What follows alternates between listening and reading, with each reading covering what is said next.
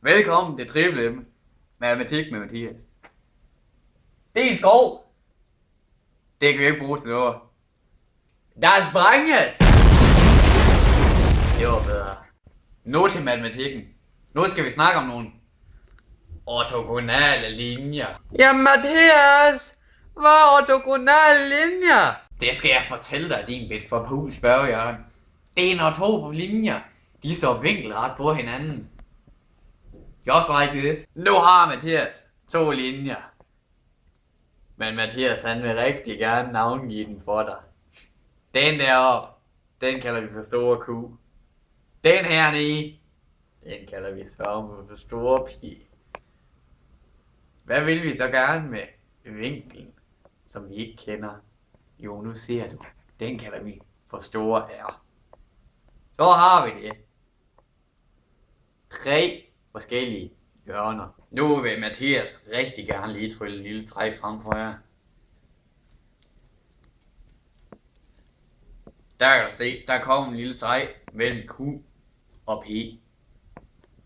Så Mathias rigtig godt kalde de andre streger og nogle navne også.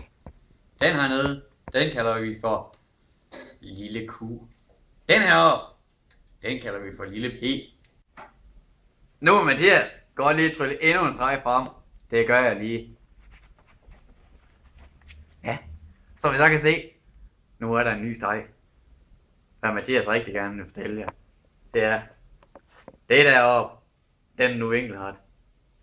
Det er den her nede også. Det er jo smart. Det gør noget lettere for Mathias. Og jer, ikke mindst. Mathias han vil rigtig gerne navngive den her streg. Han kalder den derfor for 1. Mathias han vil også rigtig gerne navngive den her op for dig. Den kalder han så for A. Og må ikke også, om Mathias han gerne vil navngive den her nede. Det vil han. Den kalder vi for C.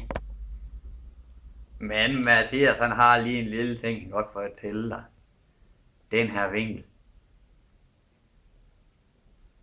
den hedder store S.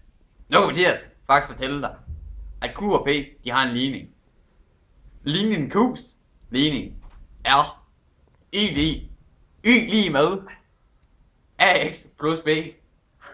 Ligeledes, så har P jo også en ligning. Det kan enhver regne ud.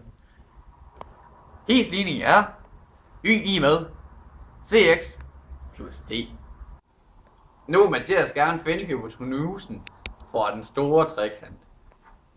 Ved at gøre det, så tager Mathias hypotenuserne fra de små trekanter, hvilket vil give kateserne til den store. Det gør man ved at sige, P i anden plus Q i anden er lige med R i anden. Det kan du så omskrive. Det kan du så sige 1 i anden plus A i anden plus 1 i anden plus C i anden. Det er så lige med parentes A minus C, parentes slut i anden. Sådan gør Mathias det. Nu har Mathias den lange sætning for dig. Hvad Mathias rigtig gerne vil gøre for dig, det er at forkorte den. Så Mathias han tager 1 i anden plus A i anden plus 1 i anden plus C i anden. Det tager Mathias lige og omskriver for dig. Han kalder den for 2 plus A i anden plus C i anden, hvilket er lige med A i anden plus C i anden minus 2AC.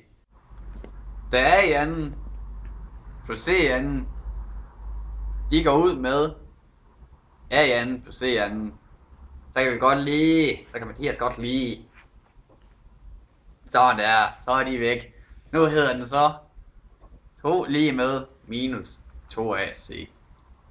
Mathias, han vil og han kan godt forkorte den yderligere. Det vil Mathias så gøre. Han kalder den nemlig for minus 1 lige med A gange C. Nu har vi matematik med Mathias fundet ud af, hvordan man finder ud af, om to linjer de er ortogonale. Fiesta!